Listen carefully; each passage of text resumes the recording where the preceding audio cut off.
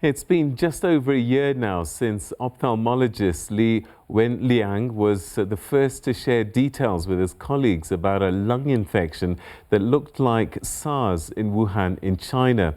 A few weeks later, a global pandemic broke out, a new coronavirus called COVID-19.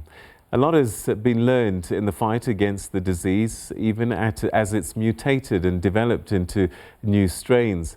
World Health Organization virologist and senior laboratory expert Dr Frank Konings spoke to me earlier this week about the journey and the work that continues as vaccines start being rolled out. Dr. Frank Konings, senior laboratory expert at the WHO, thanks very much indeed for joining us. Welcome to the program. Thanks for having me, Peter. It's been quite a journey this past year, navigating these seas that COVID-19 has brought the globe to. And I just wonder what your reflections have been as someone who studies virology and perhaps gets to see this kind of scenario once in a lifetime. Yeah, that's right, Peter. It's been quite a journey over the past year. Especially from the perspective of virology. If you think, for example, going all the way back to January 2020, when we were first faced with this virus and sequencing becoming available, we really put everything in motion to get everything in place as quickly as possible, especially from the area that I'm looking at, the testing. And we've been working right from the start with a very large group of scientists from all over the world, many of them having experience already in influenza and other coronaviruses, like, for example, MERS. And together with these scientists, we were able to put together testing assays. They were very quickly on our feet to get those ready. But as the pandemic and the outbreak progressed, we also started to look closer and closer into the different viruses that originated, the different variants. And very early on in the Q1 of 2020, we saw one of these variants, which we call the D614G. So that's a virus that has a change at position 614 from a D to a G. And this variant became quite quickly predominant over all the other viruses that we observed. Since then, as sequences became more and more available, by now we have over 300,000 sequences shared from all over the world. We've seen other variants arise and being detected. For example, we have the variant that was detected in the UK, which was unusual because of the number of mutations that it has. And we have the variant from South Africa, the 501YV2, which is characterized by the 501 change that makes it better to bind to human cells. But also, in a different context, we've also seen variants that are related to animals. Like, for example, in Denmark, we had a mink-associated variant that we call cluster 5. And now, as sequences start coming in more and more, now we've also seen variants in Japan, Brazil, and others are being detected as we move forward. But there's a lot of work being done, and there's a lot of things to study to fully understand what all these different changes to the virus really mean. All right, so still a lot of study and learning to come, but what do we know about these variants? A lot of people in South Africa worried because of the transmissibility of this new strain, that it seems to work much quicker and is able to reach more people. And I guess this is the nature of these viruses. They want to find a way to survive in newer environments. Should we be worried about its danger, or is it the same virus, just easier to catch? Yeah, another important question, Peter. And you know what? When we look at these changes in the virus, we are always concerned about several different things. Like, for example, as you mentioned, the transmission. Based on the epidemiology and the modeling, especially for the work that has been done in the UK, we do see an increased transmission. In addition to that, the scientists are looking into the laboratory to better understand why that is as well. Like, for example, the virus is able to better bind to human cells or make more copies of itself. But having said so, even though the transmission is increased, the same countermeasures as the quote-unquote original coronavirus still work. So it's important that we adhere to those and continue to implement them. In terms of disease severity, UK studies on mortality and hospitalization have actually shown that it appears to be the same. And this is good news, especially in the context that treatments are improving. For testing, diagnostic testing, pretty much still the same. They also still work. Sometimes they need a bit of a tweak, but scientists all over the world continue to monitor the performance of these different assays and tests to make sure that they continue to work as they should. In terms of vaccines, early research still seems to indicate that they are working. This is a very active area of research that is ongoing. Many studies are happening in the lab, and that was also something that we discussed during a very large research meeting just yesterday at the WHO. And it's also important to know that even if the virus changes and we have new variants, there's always the possibility that we can change the vaccine itself and accommodate the new variants. When we talk about testing, I mean, there's so many different types of tests. There's these quick, rapid ones, and then there's tests that take a bit longer. We even talk about blood tests, and we're just wondering, especially when we hear about false positives and false negatives playing out, are our tests reliable, and which ones should we be using to get definitive results and, I guess, a better map of what's happening on the ground? If you look at, for example, where we were in 2020 compared to where we are now, there's a big difference. All the way in January 2020, as I just mentioned, diagnostics were still under development for this new virus. On top of that, we had international shortages of test itself, but also the reagents and the supplies, and airport closures.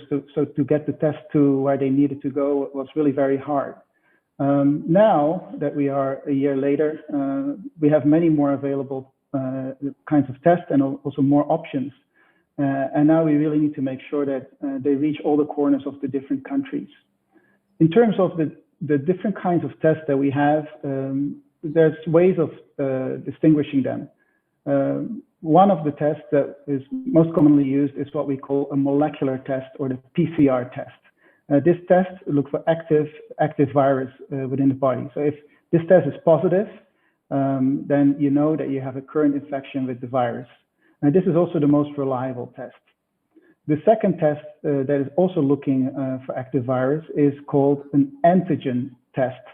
And these antigen tests are mostly used in the shape of rapid diagnostic tests, like a dipstick test.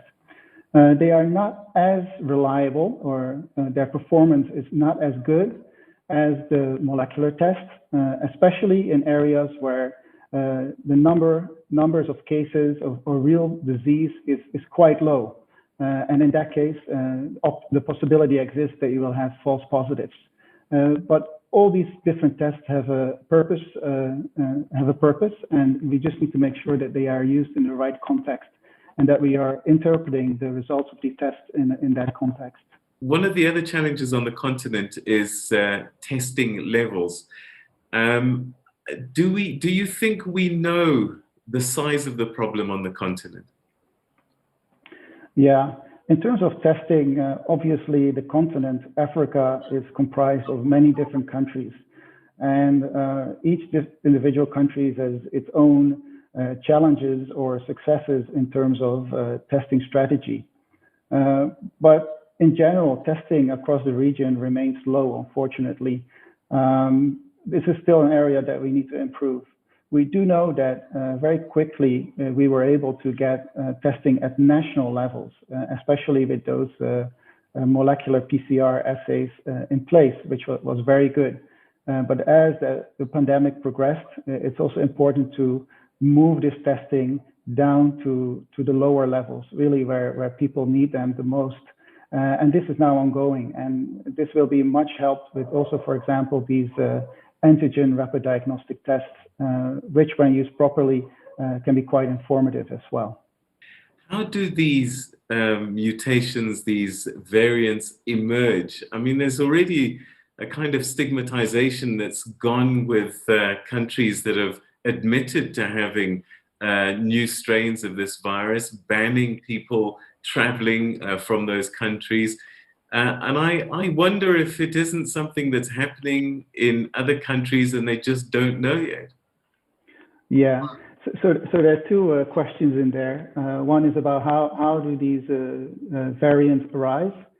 And I think the second question is actually a lot easier to answer, because the countries that have actually picked up these new variants are also the countries that are sequencing a lot and also very transparent in sharing their data.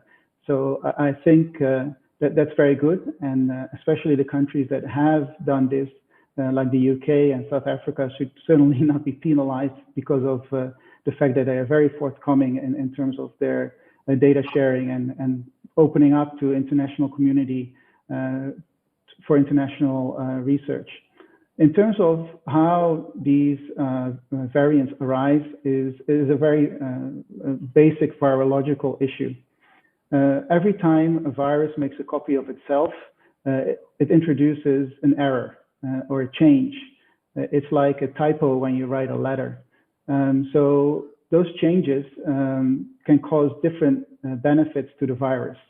So if the benefit helps the virus to, for example, as we see, transmit better, then that virus is more fit than the other virus and able to spread faster. Having said so, there are also many variants and many changes in the virus that have absolutely no impact on any of these phenotypic or biological properties of the virus. And on top of that, other changes may actually be just a dead end for the virus. So it's really a virus evolution situation where the virus mutates or changes. If that change actually has a benefit for the virus, it will actually spread better in that environment. And all this together we call virus evolution. This is something that's normal. This is something that's natural and occurs with all the viruses. You spoke about sequencing and genomic sequencing, and that South Africa is one of the countries that has contributed quite a bit in terms of building that body of knowledge. Why is it important to do this genomic sequencing, and what does it tell us? How does it help us manage this pandemic? Yeah, first and foremost, it's important that countries are able to diagnose COVID-19. So if they're able to do that, then moving forward, looking at the sequencing of the virus is important. Sequencing is a technique that we use in the laboratory. It's a slightly more advanced technique than others. And that's when we try to look at all the individual letters that make up the virus. This virus is made up of 30,000 letters. We call that the recipe, so to say. And with sequencing, we read each individual letter until we know all 30,000 of them. So if you keep in mind that the virus changes, if you then compare different viruses amongst each other, they're all slightly different. So with that, we're able to see, for example, the geographic spread of the virus, but we are also able to see how the virus has changed from before and what changes it has had. And that's also a way for us to detect those mutations. Like, for example, the 501Y that we've seen in South Africa. So sequencing is a very powerful technique. It's becoming more and more common across the world. Scientists have been sharing these sequences internationally. As I said, there are now 300,000 sequences submitted from all over the world. So it has made a lot of progress over the past year, and it's something that really helped us to monitor and understand the pandemic almost in near real time. When you look at virus spread and what you've learned, what are the biggest areas of concern that perhaps, you know, as viewers are watching now, they can say, okay, I get it. These are the touch points or the weak points in this whole system, this ecosystem, and this is where we need to pay attention. What are you seeing from all the studies and everything that you've learned are the areas that we really need to be paying attention to? Yeah, of course, we need to keep a close eye on the virus, how it evolves, how it changes, and so on. But from the data that we have seen and the research findings so far, fortunately, we haven't seen much change in disease severity. And also, it's important to note that it's not just the virus itself, it's also human behavior. I know we're now a year into the pandemic, but if we really want to control the pandemic, really we have to continuously stick to the countermeasures that we have always done. Hand hygiene, the physical distancing, wearing a mask, working in and being in a ventilated area. I think that's really important. It's not necessarily something that we can look at from the virus's perspective only. It's really that human behavior. And I know we're all very tired after a year, but we really have to continue doing that, especially now that we have variants that appear to be more transmissible. All right, so we're in the vaccine stage of dealing with this pandemic. Talk to us a little bit about what typically happens during this phase. Some people will get vaccinated, others will still be exposed. How do we get to a point where we start to see a reduction in numbers and perhaps even the disease disappearing? Yeah, no, vaccines are an extremely powerful tool in combating the current pandemic, as we've seen with other viruses in the past as well. This has really been a major achievement of humankind over the past year. As we move forward, it's not just having the vaccine, but as people say, also getting the vaccine in the arms of every recipient. And making sure that it reaches everybody who needs it.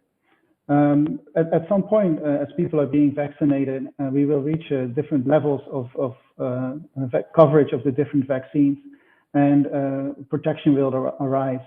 Having said so, from a virological point of view, we need to continue to monitor the viruses that are currently circulating and to see if those vaccines are still effective against these variants.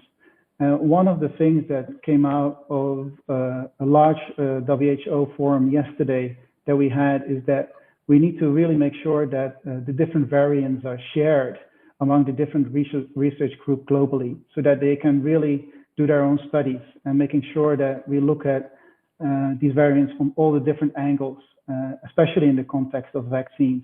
That we're able to monitor each and individual variant using quote unquote blood that has the antibodies from people who have received vaccines to see if these antibodies are still able to capture the virus equally well as before. So lots of work being done in the vaccine area, going hand in hand with the virology and the evolution of the virus. There are many different groups working on this, and it's really a concerted effort of many different research groups from all over the world. Again, a lot of things have been learned over time. It's been unfolding, knowledge has been gained, and one hears about different theories about how to manage this pandemic and pandemics similar to this. One term that we heard quite a bit of, and I think a lot of us didn't quite understand, is herd immunity. Give us some understanding of that, and does herd immunity, I mean, vaccines help and place us into that kind of scenario?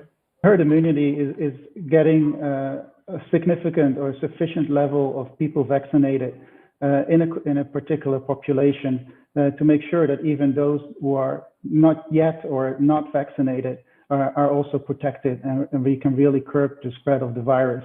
This really requires modeling studies to really understand to what level we need to do the vaccination. And really understand how this herd immunity works in the context of these different viruses.